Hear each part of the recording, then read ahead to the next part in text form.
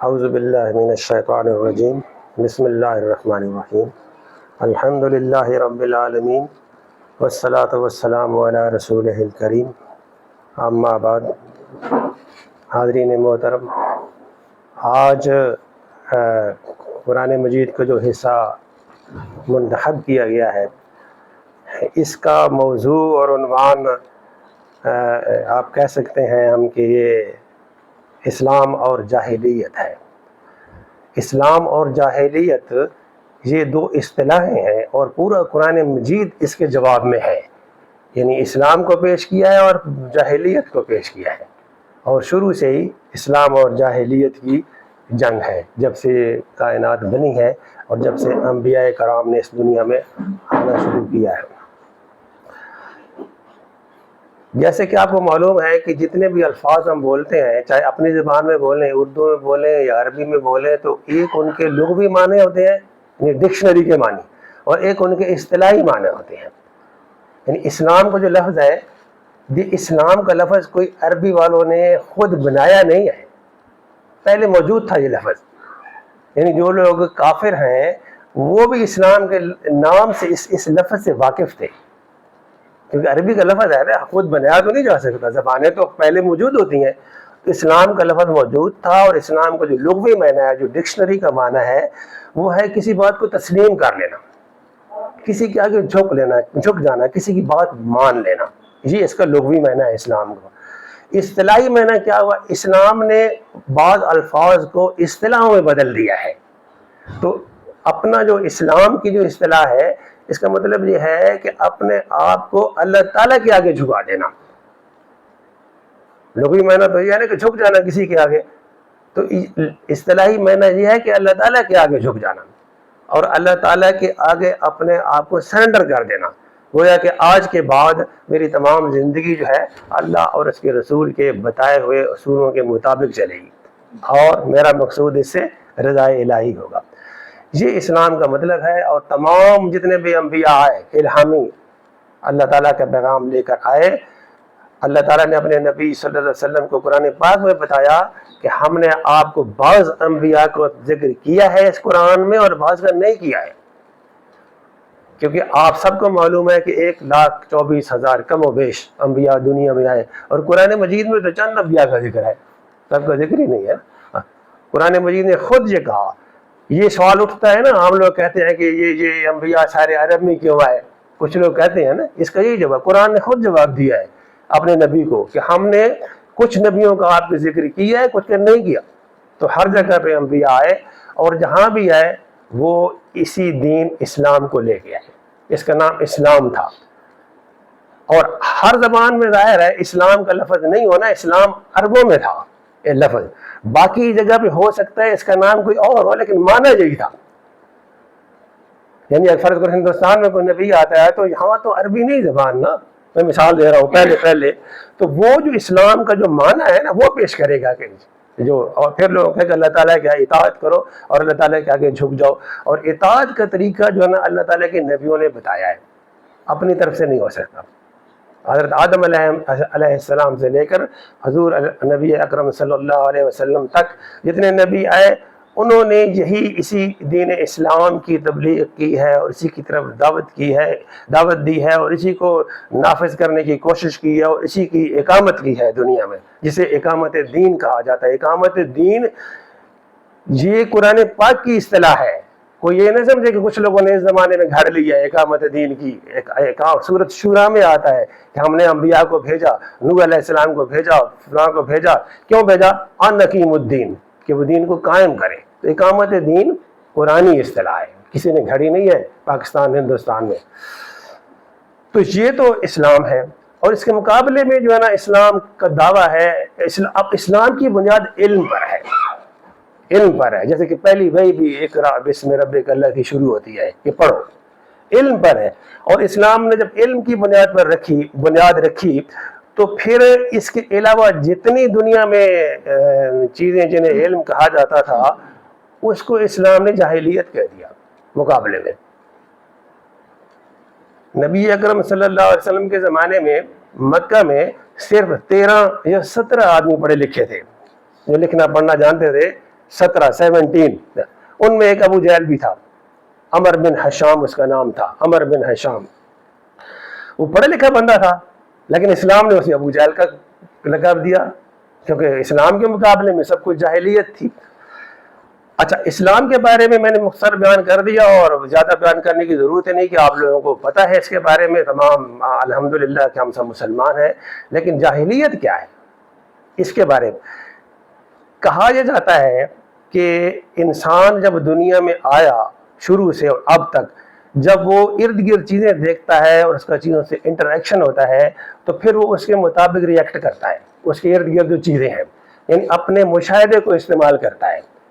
جو اس کا ہے نا حواس جیسے کہتے ہیں حواس خمسہ, یعنی یہ دیکھنے کی طاقت اور بولنے کی طاقت اور سننے کی طاقت اور چکھنے کی طاقت اور چھونے کی طاقت, ان کے ذریعے انسان سب سے پہلے ریئیکٹ کرتا ہے. تو انسان جب ریئیکٹ کرتا ہے تو وہ انسان نے یہ سوچا کہ اچھا جس چیز سے انسان کو ڈر لگا, ٹھیک ہے, اس کو اس نے اپنا خدا مان لیا. جیسے بجلیوں کی کڑک ہے, یا خوفناک درندے ہیں, یا اندھیرا ہے, اس قسم کی چیزیں ساری. یا دوسری صورت یہ تھی کہ جس سے انہیں فائدہ ملا انسان کو, اس کو اپنا الہ مان لیا. جیسے ہندوستان میں اور خود مصر میں گائے کی پرستش ہوتی تھی. کیوں کہ گائے سے دودھ ملتا ہے, گائے سے کھیتی باڑی ہوتی تھی, تمام زراعت کا جو تھا دار و مدار وہ اسی گائے پر تھا. تو اس کو بھی وہ لوگوں نے دیوتا مان لیا. اور خوفناک چیزوں میں مطلب سانپ کی پوجا ہندوستان میں ابھی تک ہوتی ہے, اس کو بھی وہ دیوتا مانتے ہیں. ایک یہ ریئیکشن جو ہوا اس قسم کا یہ حصی تھا, یعنی انہوں نے جو محسوس کیا. علامہ اقبال نے کہا ہے نا کہ خو کرے پے کرے محسوس تھی انسان کی نظر, پھر کوئی مانتا بن دیکھے خدا کو کیوں کر. کیونکہ انسان کی نظر جو ہے نا پے کرے محسوس کی عادی ہے. انسان جو کہتا ہے ہمیں محسوس ہونی چاہیے چیزیں, ان سے ہم نتیجہ اخذ کریں گے. لیکن تجربہ یہ کہتا ہے جب تک دنیا بنی ہے کہ انسان کا جو اپنا مشاہدہ ہے جو حواس خمسہ کے ذریعے ہے, اس پہ اعتبار نہیں کیا جا سکتا.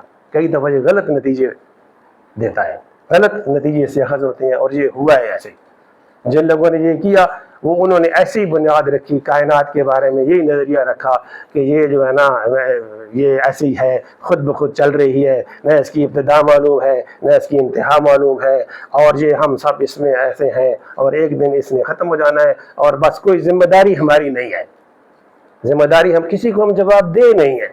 اب یہ نظریہ جب پیدا ہو جائے کسی کو ہم جواب دے نہیں ہے تو پھر تو دنیا میں فساد پھیلے گا نا. ہر کوئی آگے بڑھنے کی کوشش کرے گا, دھکا دے کے پیچھے ہٹاؤ, جی یہی دنیا ہے, بابر بیش کوش کے عالم دوبارہ نیس, کہ پھر تو یہی ہوگا. تو یہ دیکھیں یہ جاہلیت کی بنیاد ایسے بنی.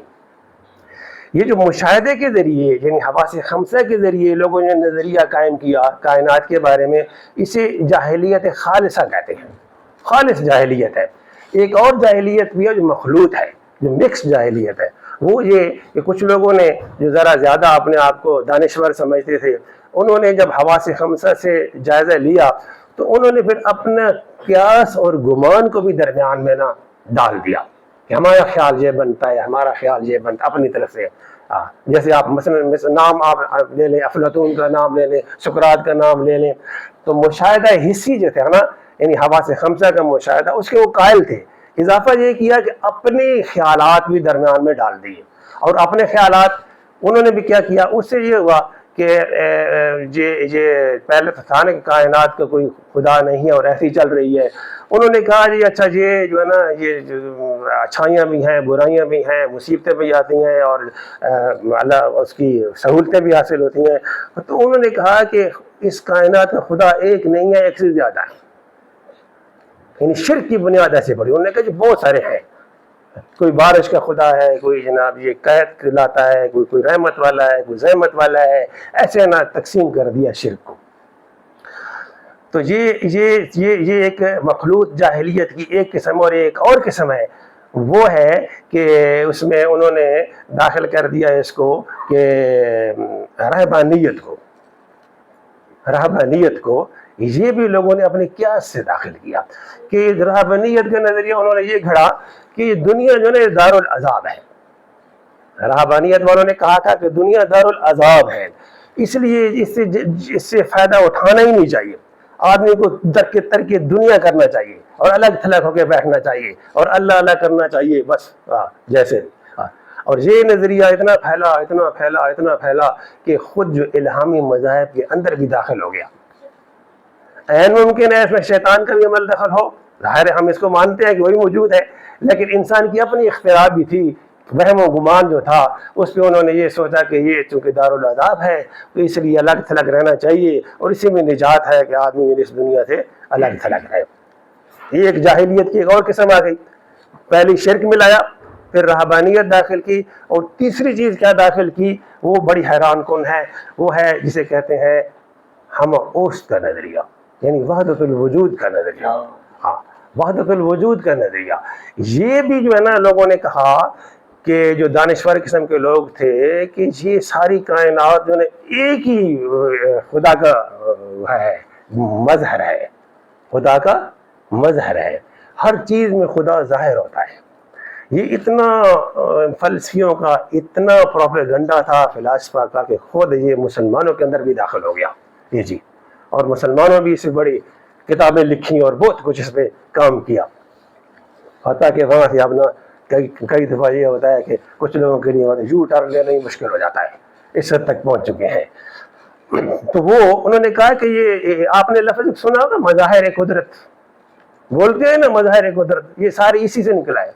مظاہر قدرت کوئی نہیں ہے، اللہ تعالیٰ آیا اور اس کی مخلوق ہے ساری، اللہ تعالیٰ کے علاوہ ساری مخلوق ہے، مظاہر قدرت نہیں ہے. اور پھر کچھ لوگوں نے کہا اور دانشوری دکھائی کہ یہ جو ہے نا جو کچھ نظر آتا ہے یہ تو اللہ تعالیٰ کا عکس ہے. نعوذ باللہ، ہر چیز میں اللہ تعالیٰ نظر آتا ہے. اب یہ جو تھی ایک یہ ڈبل شرک کو اس نے پروموٹ کیا اس بات کو. جب اب ہر چیز میں اللہ تعالیٰ کا نظر آتا ہے تو بت میں بھی نظر آتا ہے، درخت میں بھی نظر آتا ہے، خوبصورت لوگوں میں بھی نظر آتا ہے، جنسی جو ہے نا وہ جو تھی احوا خواہشات اس کو بھی اس سے نا پروموشن ہوئی اس کی کہ وہ پھر کہنے لگے، وہ پھر ایک اصطلاح اور آئی کہ ایک عشق حقیقی ہے اور ایک عشق مجازی. تو یہ ہے جاہلیت. جاہلیت کی قسمیں، پہلی خالص جاہلیت جو کہتے ہیں کوئی خدا نہیں ہے دنیا کا اور جو ہے نا ایسی چل رہی ہے. دوسری جس میں قیاس اور وہم و گمان کی ملاوٹ ہے، دوسری جاہلیت. اس کی پھر آگے شرک ہے، اس میں رہبانیت ہے اور ہمہ اوست ہے.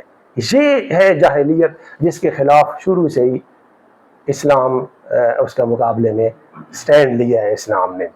یہ کوئی نہ سمجھے کہ رہبانیت اور یہ چیزیں جو ہمہ اوست کا نظریہ یہ اتنے سال کے بعد پیدا ہوا ہے، یہ نہیں، یہ پہلے بھی موجود تھا. یہ بات ہے کہ اس نے پھر ترقی کی کچھ زمانے میں. کچھ لوگ ایسے آ گئے جو تھے یورپ بھی موجود تھے اور ہمارے بھی مطلب یونانی فلسفے سے متاثر ہو کر یہاں بھی لوگ شامل ہو گئے اور اس نظریے کو پروموٹ کیا، ورنہ یہ پہلے موجود تھا شروع سے. یعنی جاہلیت شروع سے موجود تھی اور اس کے مقابلے میں اسلام تھا جس کے نمائندے اللہ تعالیٰ کے پیغمبر تھے. یہ مختصر تعارف تھا. اب ہم چونکہ یہ موضوع پورے قرآن مجید میں بکھرا ہوا ہے، اس لیے میں نے جو آیات سلیکٹ کی ہیں وہ اس میں مطلب اس کی ریلیونٹ تو بنتی ہیں، لیکن آپ یہ سوچیں کہ اس کی ریلیونس پورے قرآن مجید میں ڈھونڈنی چاہیے. لیکن اس میں چونکہ تھوڑا سا اس میں تھا تو میں نے یہ سلیکٹ کیا کہ آج ہم یہ پڑھیں گے. یہ سورۃ المائدہ کی چند آیات ہیں، ان کو ہم تلاوت کریں گے، ان کو سمجھنے کی کوشش کریں گے. اعوذ باللہ من الشیطان الرجیم، بسم اللہ الرحمن الرحیم. انا انزلنا التوراة فیہا ھدی ونور یحکم بها النبیون الذین اسلموا للذین ھادوا والربانیون والاحبار بما استحفظوا من کتاب اللہ وکانوا علیہ شہداء فلا تخشوا الناس واخشونی ولا تشتروا بآیاتی ثمنا قلیلا ومن لم یحکم بما انزل اللہ فاولئک هم الکافرون. وَكَتَبْنَا عَلَيْهِمْ فِيهَا أَنَّ النَّفْسَ بِالنَّفْسِ وَالْعَيْنَ بِالْعَيْنِ وَالْأَنْفَ بِالْأَنْفِ وَالْأُذُنَ بِالْأُذُنِ وَالسِّنَّ بِالسِّنِّ وَالْجُرُوحَ قِصَاصٌ فَمَنْ تَصَدَّقَ بِهِ فَهُوَ كَفَّارَةٌ لَهُ ومن لم يحكم بما انزل الله فاولئك هم الظالمون وقفینا علی آثارہم بعیسی ابن مریم مصدقا لما بین یدیہ من التوراۃ وآتیناہ الانجیل فیہ ھدی ونور ومصدقا لما بین یدیہ من التوراۃ وھدی وموعظۃ للمتقین وليحكم أهل الإنجيل بما أنزل الله فيه ومن لم يحكم بما أنزل الله فأولئك هم الفاسقون وأنزلنا إليك الكتاب بالحق مصدقا لما بين يديه من الكتاب ومهيمنا عليه فاحكم بينهم بما أنزل الله ولا تتبع أهواءهم عما جاءك من الحق لكل جعلنا منكم شرعة ومنهاجا ولو شاء الله لجعلكم أمة واحدة ولكن ليبلوكم فيما آتاكم فاستبقوا الخيرات إلى الله مرجعكم جميعا فينبئكم بما كنتم تختلفون وأن احكم بينهم بما أنزل الله ولا تتبع أهواءهم واحذرهم أن يفتنوك عن بعض ما أنزل الله إليك فإن تولوا فاعلم أنما يريد الله أن يصيبهم ببعض ذنوبهم وإن كثيرا من الناس لفاسقون أفحكم الجاهلية يبغون ومن أحسن من الله حكما لقوم يوقنون صدق الله العظيم.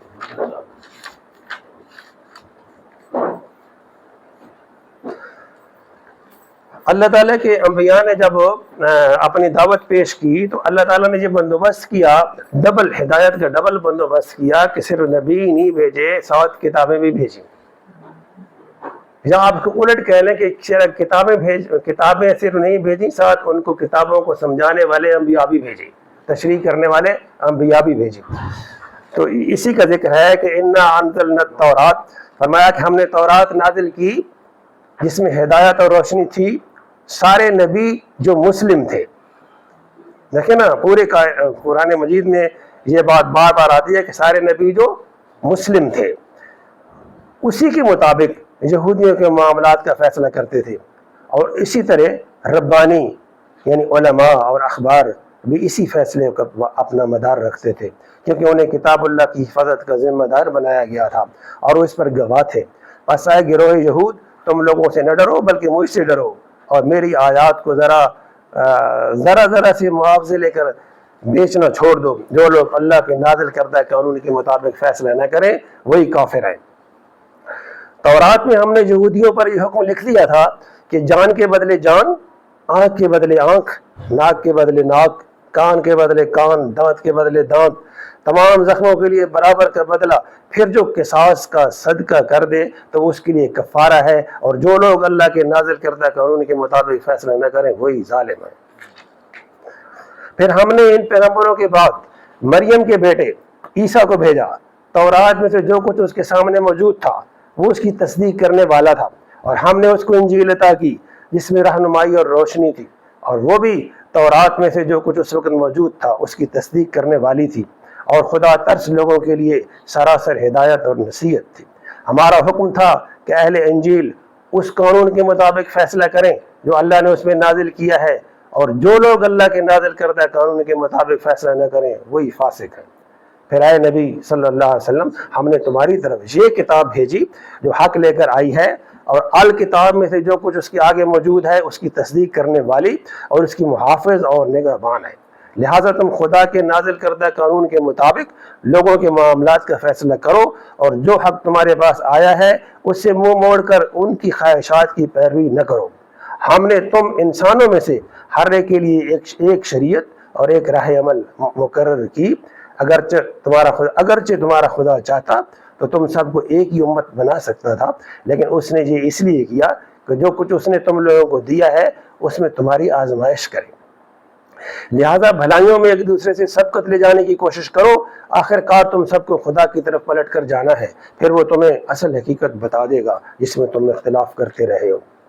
پس اے نبی صلی اللہ علیہ وسلم، تم اللہ کے نازل کردہ قانون کے مطابق ان لوگوں کے معاملات کا فیصلہ کرو اور ان کی خواہشات کی پیروی نہ کرو.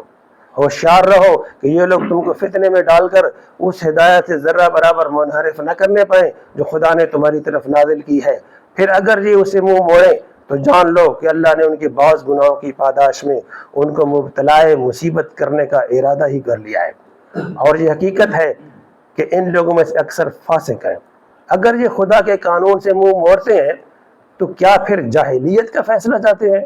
حالانکہ جو لوگ اللہ پر یقین رکھتے ہیں ان کے نزدیک اللہ سے بہتر فیصلہ کرنے والا اور کون ہو سکتا ہے۔ صدق اللہ العظیم۔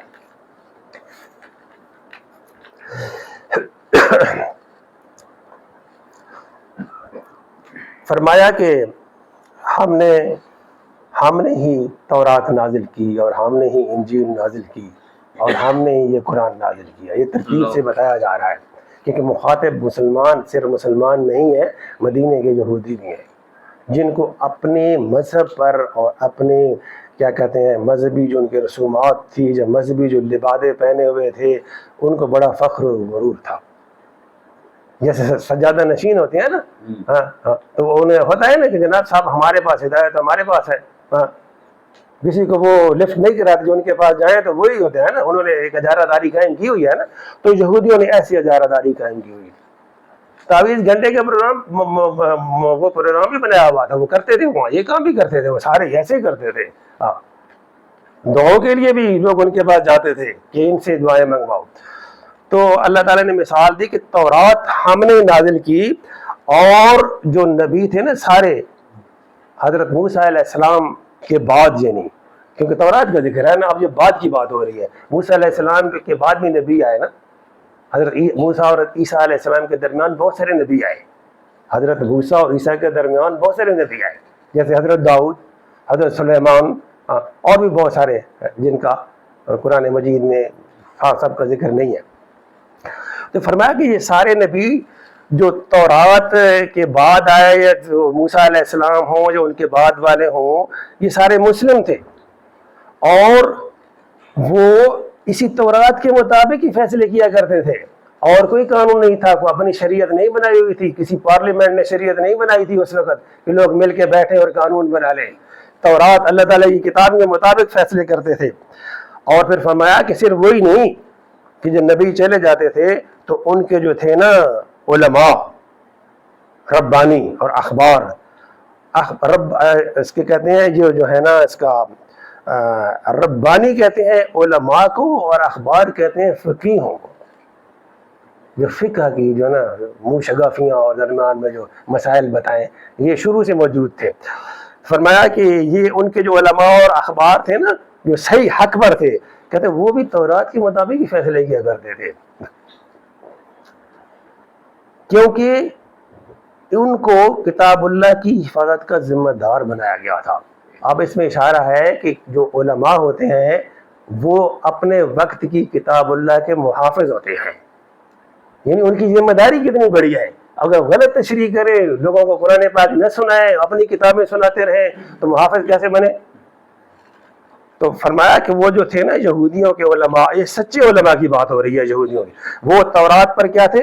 محافظ تھے، کیونکہ انہیں ذمہ دار بنایا گیا تھا، اور اس پر گواہ تھے، گواہ بھی تھے کہ یہ ہم گواہی دیتے تھے کہ یہ اللہ تعالیٰ کی کتاب ہے، ہم اللہ تعالیٰ کی کتاب کے مطابق فیصلہ کر رہے ہیں۔ یہ بات فرما کر اللہ تعالیٰ نے یہودیوں کو کہا کہ یہ تم لوگ جو لوگوں سے ڈرتے ہو کہ یہ اللہ تعالیٰ کے نبی کو مان لیا تو یہ پتہ نہیں کیا ہو جائے گا، دنیا تنگ ہو جائے گی، ہمارے کاروبار ختم ہو جائیں گے، اور ہماری تجارتیں ختم ہو جائیں گی، اور ہمارے سود کے کاروبار ختم ہو جائیں گے۔ سودی کاروبار بھی یہودیوں نے بڑے زور شور سے شروع کیا ہوا تھا، قرضے بھی سود پر بہت دیتے تھے۔ فرمایا کہ لوگوں سے نہ رہو اور مجھ سے ڈرو، اور اللہ تعالیٰ کی آیات کو تھوڑے معاوضے پر نہ بیچو۔ ایک بیچنے کا مطلب یہ ایک تو یہ ہے کہ کسی کو کوئی بتائی جائے بات اور اس سے مطلب ہے کہ معاوضہ لیا جائے، ایک بات یہ ہے۔ دوسری بات، تھوڑے معاوضے پر بیچنے کا مطلب یہ بھی ہے کہ اگر حق موجود ہو اور حق کو چھوڑ کر آدمی باطل پہ چل پڑے، اس کا مطلب ہے اس نے حق کو سستے اس میں بیچ دیا ہے اور باطل کو لے لیا ہے، یہ مطلب بھی اس کا نکلتا ہے۔ اور پھر یہ فرما کر اللہ تعالیٰ نے فرمایا کہ جو لوگ اللہ کے نازل کردہ قانون کے مطابق فیصلہ نہ کریں وہ کافر ہیں۔ یہ قرآن مجید میں لکھ دیا تھا کہ قیامت تک مسلمان بھی پڑھیں، کہ جو لوگ اللہ تعالیٰ کے نازل کردے قانون کے مطابق فیصلے نہ کریں وہ کافر ہیں. اللہ تعالیٰ کا نازل کردہ قانون اب کیا ہے جو ہم پڑھ رہے ہیں؟ یہ قرآن مجید ہے. اگر قرآن مجید کے مطابق فیصلے نہیں ہوتے ہماری عدالتوں میں، مسلمانوں کے ملکوں میں، تو پھر یہ آپ دیکھ لیں کہ اللہ تعالیٰ تو یہ کہہ رہا ہے. اچھا، اور یہ آگے بھی آئے گا.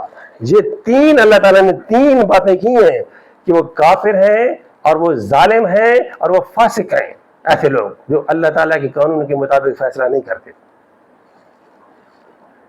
اچھا، یہ بھی ایک شرک کی قسم ہے. آپ اللہ تعالیٰ قانون بنانے والا ہے، اس نے قانون دے دیا ہے، اس کے آپ دوسرا ایک قانون ساز لے آتے ہیں، اس کی بات مانتے ہیں. یہ بھی شرک ہوا نا. اللہ تعالیٰ کے یعنی قانون ساز ہونے میں یہ لوگوں نے ایک اور کو شریک کر دیا، کچھ بندوں کو شریک کر دیا. پارلیمنٹ والے چاہیں تو ٹرانسجینڈر ایکٹ کو منظور کر لیں اور پورے ملک میں کوئی ایک بات کوئی اعتراض کرنے والا ہی کوئی نہ ہو، کوئی بولنے والا ہی نہ ہو. یہی ہوتا ہے نا پارلیمنٹ جب فیصلہ کرتی ہے. پھر فرمایا، پھر اللہ تعالیٰ نے مثال دی کہ اللہ تعالیٰ کا قانون کیسا تھا کہ تورات میں ہم نے لکھا تھا کہ جان کے بدلے جان، آنکھ کے بدلے آنکھ، ناک کے بدلے ناک، کان کے بدلے ناک، یہ لیا جائے. اور آپ کو معلوم ہے کہ یہ تورات کا حکم قرآن مجید میں بھی یہ برقرار ہے. ہمارے لیے بھی یہی ہے تورات، کیونکہ تورات بھی تو اللہ تعالیٰ کی کتاب ہے نا. قرآن ہم کہتے ہیں کہ یہ ہمارا عقیدہ ہے، سب الہامی کتابیں ہیں. ہم تمام نبیوں کو مانتے ہیں، کوئی فرق نہیں کرتے، اور ان کی کتابوں کو مانتے ہیں جن جو سچی کتابیں ہیں، تحریف کے بغیر ہیں. تو یہ جو فیصلہ یہودی اس کو مانتے تھے نا کہ یہ اب بھی مانتے ہیں ویسے اس چیز کو نا، یہ تورات میں اب بھی لکھا ہوا ہے. تو قرآن مجید میں بھی قرآن مجید نے اس کو برقرار رکھا ہے. تو اللہ تعالیٰ نے مثالیں دی کہ اللہ تعالیٰ نے قصاص کا حکم دیا ہے، یعنی پورے کا پورا بدلہ لیا جائے. البتہ یہ ہے کہ جو کوئی قصاص کا صدقہ کر دے کہ مطلب ہے معاف کر دے کہ میں قصاص نہیں لیتا، تو کہتے وہ اللہ تعالیٰ نے فرمایا کہ اس کے اپنے گناہوں کا یہ کفارہ بن جائے گا. اگر کوئی چاہے تو ظاہر ہے اس کے جتنے گناہ ہیں جو معاف کر رہا ہے اس کا اسے بدلہ اور اس کا کفارہ مل جائے گا. اور یہ فرما کر پھر اللہ تعالیٰ نے بات دہرائی کہ جو لوگ اللہ کے نازل کردہ قانون کے مطابق فیصلہ نہ کریں وہی ظالم ہیں. اب یہاں ظالم کا آگے ذکر ہوا کہ اب تورات کے بعد اللہ تعالیٰ فرماتا ہے کہ تورات کے بعد کیا ہوا کہ بہت سارے نبی آئے اور پھر آخر میں کیا ہوا، کفینا علی آثارہم بعیسی ابن مریم. پھر ان کے آثار کہتے ہیں قدموں کے نشان، ان انبیاء کے قدموں کے نشانوں پر یعنی پے در پے نبی آئے اور پھر اللہ تعالیٰ نے عیسیٰ ابن مریم کو بھیجا. اور وہ بھی جو نا تصدیق کرنے والے تھے تورات کی، اگرچہ ان کے پاس انجیل تھی لیکن انجیل میں قانون نہیں تھا. انجیل میں وعظ و نصیحت تھی. انجیل میں اب بھی وعظ و نصیحت ہے، قانون نہیں ہے. شاید یہی وجہ ہے کہ عیسائی جو ہے نا مادر پدر آزاد ہے. تو انجیل میں قانون تو کوئی ہے نہیں، وہ تو سارے وعظ و نصیحت ہی ہے. قانون کے لیے انہیں تورات کی طرف جانا چاہیے لیکن وہ تورات کی طرف نہیں جاتے. ویسے بائبل میں انہوں نے دونوں کو ملایا ہوا ہے. کہنے کو جو بائبل ہے نا اس میں تورات، اولڈ ٹیسٹامنٹ تورات ہے اور نیو ٹیسٹامنٹ جو ہے نا انجیل ہے، یہ ملایا ہوا ہے. اگر انہیں عقل آئے تو وہ اس کو سمجھ سکتے ہیں. اور اسی کا جو ہے نا کنٹینویشن جو ہے نا قرآن مجید ہے، کیونکہ تمام کتابیں لوح محفوظ سے آئی ہیں نا، تو اس کی کنٹینویشن قرآن مجید ہے. اگر وہ اس پہ غور کرے تو پھر قرآن مجید کو ہی مان لے گی. جنہوں نے غور کیا ہے، جنہوں نے تورات اور انجیل صحیح طریقے سے پڑھی ہے، وہ مسلمان بھی ہو گئے ہیں، اب بھی ہو رہے ہیں، اس وقت بھی ہو رہے ہیں، بشرطے وہ قرآن مجید کو پڑھیں. ہماری طرح نہیں سمجھ کے پڑھتے ہیں تو وہ مسلمان ہو جاتے ہیں. اور مولانا مودودی علیہ الرحمت نے لکھا ہے کہ جو اہل کتاب ہر زمانے میں مسلمان ہوتا ہے، عیسائی اور یہودی، یہ ٹرو سینس سے کنورشن نہیں ہے، یہ کنٹینویشن ہے دین کی. انہیں ڈبل ثواب ملے گا. قرآن میں بھی آتا ہے یہ کہ اہل کتاب کو ڈبل ثواب کا، ایک پچھلے نبی کی پیروی اور ایک آخری نبی کی پیروی. ٹرو سینس میں کنورشن نہیں ہے. کاش کہ ہم یہ دنیا کو بتا سکتے کہ یہ کنورشن نہیں ہے. ہم ایسے مطلب لوگوں کو ایسا تاثر دے رہے ہیں کہ ہم عیسیٰ علیہ السلام سے ہمارا کوئی تعلق نہیں ہے، موسیٰ علیہ السلام سے ہمارا کوئی تعلق نہیں ہے، اور اسی طریقے سے ہم مقابلے میں اپنے نبی کو جب پیش کرتے ہیں تو پھر تو مقابلہ شروع ہوتا ہے نا. پھر تو مقابلہ شروع ہوتا ہے. ہر کوئی اپنے جیسے نبی تو بات یہ بات ہے کہ چھوٹے چھوٹے بزرگوں پہ لوگ لڑتے ہیں, ہمارے بزرگ ہیں آپ ان کے خلاف کچھ نہ کہیں, وہاں بھی جھگڑا کھڑا ہو جاتا ہے. کاش ہم یہ تاثر دے سکتے ہیں کہ جناب یہ ایک ہی بات ہے, البتہ یہ ہے کہ تمہارے پاس تعریف ہو چکی ہے, اللہ تعالیٰ کا آخری نبی آ چکا ہے, تو یہ کنٹینیویشن ہے, ہم اس کو بھی ہم بھی مانتے ہیں تورات اور انجیل کو, آپ ہمارے ساتھ آئیں. تو فرمایا کہ عیسیٰ علیہ السلام جو تورات ان کے سامنے تھی, بین یدیہ سے بھی ایک اور نقطہ بھی نکلتا ہے کہ بین یدیہ من التورات کی تورات کا جو غیر تحریف شدہ حصہ موجود تھا اس کی تصدیق کی. ساری تحریف شدہ کی تصدیق, تحریف والی تورات کی تصدیق کی ضرورت نہیں ہے, غیر تحریف شدہ تورات کی تصدیق ہو رہی ہے. فرمایا کہ پھر ہم نے اس نے تصدیق کی تورات کی جو صحیح حالت میں ان کے سامنے موجود تھی, جتنی بھی موجود تھی. وآتیناہ الانجیل, پھر ہم نے اسے انجیل دی جس میں ہدایت تھی اور نور تھی, اور انجیل بھی جو ہے نا, خود انجیل بھی تصدیق کرنے والی تھی تورات کی, تردید کرنے والی نہیں تھی, مؤید تھی, تائید کرنے والی تھی. اور پھر فرمایا وَلْيَحْكُمْ, اب یہودیوں کو چھوڑ کر عیسائیوں کی طرف رخ ہو گیا ہے. وَلْيَحْكُمْ اہل الانجیل بما انزل اللہ فی, اور چاہیے یہ تھا کہ اہل انجیل بھی اسی کے مطابق فیصلہ کرتے جو ان کے پاس کتاب تھی. وَمَن لَّمْ يَحْكُمْ بِمَا أَنزَلَ اللَّهُ فَأُولَٰئِكَ هُمُ الْفَاسِقُونَ, اور یہ تیسری دفعہ فرمایا کہ جو لوگ اللہ تعالیٰ کے نازل کردہ قانون کے مطابق فیصلہ نہیں کرتے وہ فاسق ہیں. یہ باتیں یہود اور نصارہ کا ذکر کر کے اب نبی اکرم صلی اللہ علیہ وسلم کو خطاب کیا اللہ تعالیٰ نے, وَأَنزَلْنَا إِلَيْكَ الْكِتَابَ بِالْحَقِّ, کہ اب ہم نے تمہاری طرف حق کے ساتھ ایک کتاب بھیجی ہے. تورات اور انجیل کے بعد یہ کتاب بھیجی ہے قرآن مجید, مصدق لما بین یدیہ من الکتاب, اور وہ جو اس کے سامنے جو الکتاب ہے لوح محفوظ کی, اس کی تصدیق کرنے والی ہے, محیمنا علیہ, اور اس کی حفاظت کرنے والی ہے, پچھلی تعلیمات جو ہیں اس کی بھی حفاظت کرنے والی ہے یہ کتاب قرآن مجید. یہ کبھی آپ نے غور کیا جو حافظ کہتے ہیں قرآن پاک کے حافظ ہیں, حافظ ہیں, ہم جو سمجھتے ہیں جس نے قرآن یاد کر لیا وہ حافظ ہے. حافظ کا مطلب اصل میں حفاظت کرنے والا ہے, حفاظت نہیں کہ وہ قرآن پاک کی حفاظت کرنے والے ہیں جو حفاظ کرام ہیں. یہ زبردست طریقہ ہے جو نبی کریم کی امت میں ہے کہ قرآن مجید کو حفظ کے ذریعے سینوں میں رکھ کر حفاظت کا بندوبست کیا گیا ہے. یہ سب سے بڑی مضبوط طریقہ ہے. یہ ہم یہ سمجھتے ہیں کہ ڈاکومنٹری پروف جو ہے نا بڑا چیز ہے کہ کتابی طریقہ فلاں چیز کتاب میں لکھی ہوئی ہے, آج کل یہ تاثر ہے نا, حالانکہ یہ بات نہیں ہے. یہ جو ڈاکومنٹری پروف ہے, جیسے میں مثال دیتا ہوں کہ ہم اپنے ماں باپ کو سب نے دیکھا کہ 5 وقت کی نماز پڑھتے تھے, ایسے ہی ہے نا.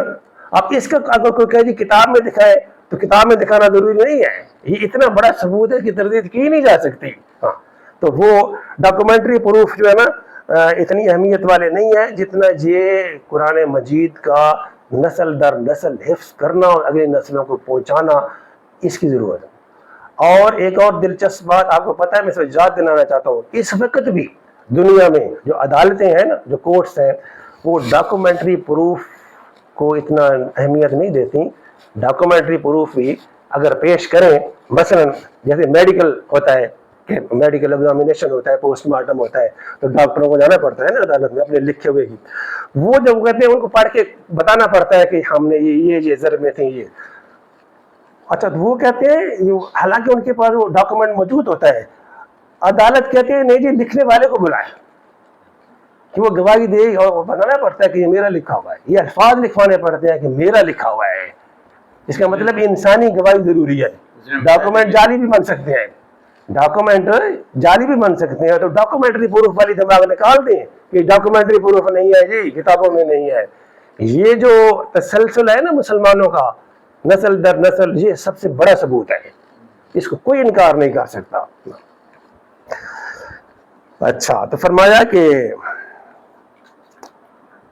پھر اللہ تعالیٰ نے یہ فرمایا کہ اس کے مطابق ظاہر ہے جب قرآن کا ذکر کیا تو اس کا یہی ہے کہ مسلمان بھی قرآن کے مطابق فیصلہ کریں, جیسے یہودیوں کو کہا گیا, جیسے انجیل والوں کو کہا گیا. اور اگر یہ بھی نہیں کریں گے, مسلمان قرآن مجید کے مطابق فیصلہ نہیں کریں گے, اس کو اپنا قانون نہیں بنائیں گے تو ان پر بھی وہی 3 باتیں، یعنی جتنا کوئی کرے گا، یہ نہیں کہ مکمل کافر ہو جائے گا کوئی، جتنا کوئی کرے گا اتنا وہ کفر کرے گا، ٹھیک ہے۔ مثلا اس کی مثال یہ ہے کہ ایک آدمی اسلامی قانون کو برحق سمجھتا ہے، ٹھیک ہے، کہ اللہ تعالیٰ کی طرف سے ہے، یہ سمجھتا ہے وہ، لیکن فیصلہ وہ اس کے مطابق نہیں کرتا، تو وہ ایک کم تر درجے کا کفر ہے، کم تر درجے کا کفر ہے۔ لیکن اگر کوئی سمجھے نہیں کہ یہ تو ہے نعوذ باللہ ایسے پرانی کہانیاں ہیں، اور جو پارلیمنٹ بنا دے قانون تو وہی ہے، تو وہ پھر پکا کافر ہے، اس کو یوں سمجھنا چاہیے۔ فاسق بھی ایسے، ظالم بھی ایسے، تو یہ ایسے پورا ایسے فتویٰ نہیں لگایا جا سکتا کہ سارے نعوذ باللہ مسلمان کافر ہو گئے ہیں، یہ بات نہیں ہے۔ اپنے اپنے درجے میں، یعنی یہ ہے کفری بات ہے، کفر کی بات ہے کہ ایسے کرنا۔ تو پھر ایک اور بات آگے جواب دیا کہ یہ اب بھی کئی لوگ اعتراض کرتے ہیں کہ اگر ایک ہی دین تھا اور دین اسلام لے کے لوگ آئے تو پھر یہ شریعتیں مختلف کیوں آئیں، فرق کیوں آئے؟ موسیٰ علیہ السلام کی شریعت تھوڑا بہت فرق ہوتا ہے نا، ہر شریعت میں فرق ہوتا ہے۔ تو اللہ تعالیٰ نے فرمایا کہ لِكُلٍّ جَعَلْنَا مِنْكُمْ شِرْعَةً وَمِنْهَاجًا، ہر زمانے میں ہر امت کے لیے ہم نے ایک طریقہ بنایا ہے زندگی گزارنے کا۔ یہ تھوڑا سا جو اصول ایک ہی ہوتے ہیں لیکن ان کی تفصیلات میں تھوڑا بہت زمانے کے مطابق فرق ہوتا ہے۔ اور فرمایا کہ وَلَوْ شَاءَ اللَّهُ لَجَعَلَكُمْ أُمَّةً وَاحِدَةً، کہ اللہ تعالیٰ اگر چاہتا تم کو ایک ہی امت بنا سکتا تھا، ایک ہی فیصلہ کر دیتا اور تبدیلی نہ کرتا، لیکن اللہ تعالیٰ نے تبدیلی کی ہے، ہر زمانے میں شریعت میں تھوڑی بہت تبدیلی کی ہے، اور اس کا ایک ہی مقصد ہے کہ تمہاری آزمائش کریں، کہ تمہاری آزمائش کریں۔ مثلا آزمائش کہہ رہے کہ یہودی موسیٰ علیہ السلام کے طریقے پہ پیروکار تھے نا، تورات پہ عمل کر رہے تھے، چاہے جیسے بھی کر رہے تھے، کچھ نہ کچھ تو کر رہے تھے، اسی تورات میں لکھا ہوا تھا آخری نبی آنے والا ہے، اور خود اس بات کو مانتے تھے۔ اور قرآن مجید پہلے سپارے میں آتا ہے سورۃ البقرہ میں کہ وہ دعائیں مانگتے تھے کہ وہ نبی جب آئے گا تو ہم کفار کے مقابلے میں ہم یہ کر دیں گے، وہ کر دیں گے، یہ اس حد تک بات تھی۔ لیکن وہ نبی جب آ گیا تو انہوں نے پھر ماننے سے انکار کر دیا۔ یہ ہے آزمائش۔ آزمائش یہ ہے کہ اللہ تعالیٰ کا دین ہے، اگر پچھلے نبی کو مانا، پچھلی شریعت کو مانا، تو اب تمہارا امتحان ہے کہ نیا نبی آ گیا ہے، اس کی شریعت میں اگر کوئی تھوڑی بہت ترمیم ہو گئی ہے تو پھر تمہارا امتحان ہے۔ اگر تم سچے مسلم ہو، اللہ تعالیٰ پر یقین کرنے والے ہو، تو پھر ان چکروں میں نہیں پڑو گے کہ یہ مختلف کیوں ہو گئی ہے بات، پھر اللہ تعالیٰ حکم سمجھ کے، اللہ تعالیٰ کا حکم سمجھ کے ماننا پڑے گا۔ یہ آزمائش ہے، اس طریقے سے اللہ تعالیٰ آزماتا ہے۔ اور دوسری بات اللہ تعالیٰ نے فرمایا کہ لِيَبْلُوَكُمْ، کہ تمہیں آزمائے، اور فیما آتاکم فاستبقوا الخیرات، کہ اپنے مقصد کو یاد رکھو۔ مقصد یہ ہے کہ تم نے نیکیوں کی طرف جانا ہے، اللہ تعالیٰ کی رضا حاصل کرنی ہے۔ اب یہ کہنا کہ شریعت مختلف کیوں ہو گئی ہے، اس چکر میں نہیں پڑنا، نبی کی بات ماننی ہے اور نیکی کو حاصل کرنا ہے۔ یہ اصل مقصد یہ ہے کہ خیرات کو حاصل کیا جائے، اور فرمایا کہ اللہ تعالیٰ کی طرف تم لوگوں نے لوٹ کے جانا ہے، اور تمام اختلافات کا فیصلہ وہی کرے گا۔ اور پھر یہ ساری باتیں فرمایا کہ اچھا یہ کیا چاہتے ہیں لوگ، یعنی اس دور کے اسلام کے جو مخالفین تھے، یہودی سمجھ لیں، عیسائی سمجھ لیں، اور قرآن مجید جو قیامت تک پڑھا جائے گا، اب اس کے جو بھی مخالف ہیں، یعنی غیر اسلامی دنیا ہے، اس کے تمام لوگ مخاطب ہیں، ان کو اللہ تعالیٰ نے فرمایا کہ اچھا جی اللہ تعالیٰ کی بات نہیں مانتے، اللہ تعالیٰ کی نبی کو نہیں مانتے، قرآن کو نبی نہیں مانتے، ہادی نہیں مانتے، تو فرمایا کہ آپ حکم الجاہلیت جب ہوں، کہ جاہلیت کا فیصلہ چاہتے ہیں، وہی جاہلیت جو پہلے میں نے تشریح کی ہے، اس طرف جانا چاہتے ہیں، اس جاہلیت کی طرف جانا چاہتے ہیں جس نے دنیا کو سوائے فساد کے علاوہ کچھ نہیں دیا۔ اور فرمایا کہ فمن احسن من اللہ حکما لقوم یوقنون، اور جو قوم یقین کرنے والی ہو، جو لوگ یقین کرنے والے ہوں اللہ تعالیٰ پر، ان کے لیے اللہ تعالیٰ کے حکم سے زیادہ احسن اور اچھی بات کیا ہو سکتی ہے۔ یعنی وہ لوگ اس کو قبول کرتے ہیں، جو اللہ تعالیٰ پہ یقین کرتے ہیں، وہ قرآن کو قبول کرتے ہیں اور اللہ تعالیٰ کے رسول کی تعلیمات کو قبول کرتے ہیں۔ تو یہ تھا آج کا سبق جی، یہ جاہلیت کے بارے میں نے آپ کو پہلے بتا دیا، اور اسلام کے بارے میں جو تھا، اسلام جو الہامی کتابوں کے پس منظر میں اللہ تعالیٰ نے جو بات کی ہے، یہ ہے اسلام۔ اللہ تعالیٰ ہمیں توفیق دے عمل کرنے کی اور قرآن مجید کو سمجھنے کی۔ درس کے متعلق کچھ سوال